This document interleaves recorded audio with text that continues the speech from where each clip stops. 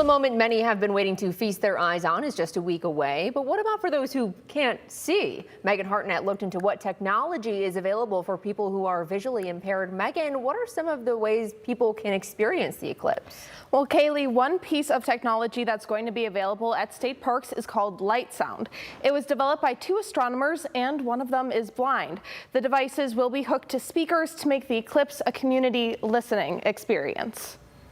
I traveled to Kentucky for the last eclipse because I really wanted to experience it. I'm so excited this is coming to our home in Northwest Ohio.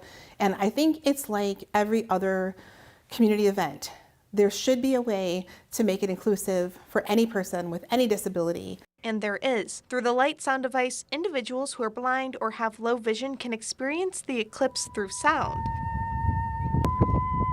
As the light increases or decreases, as the eclipse is happening, the sound will change. It will get deeper. And then as the light increases again after the eclipse, the tone of that sound will increase. The device was developed in 2017 and will be available at state parks, one of them being Maumee Bay State Park. It's neat to have that kind of community experience where the sound can be amplified, you know, in a park or a stadium or something like that, so that more people can experience what that sounds like to have an eclipse. There's also an app people can use that uses sounds to showcase the eclipse. It's called the Eclipse Soundscape, and that's through the National Federation for the Blind. I know they've partnered with the developers of that to really make that an inclusive app. There's also ways for people to just think about what are they experiencing, what makes it meaningful for them, and then to ask a person that they might know who's visually impaired to join them and be willing to describe it, or make sure that that person can go with them to get to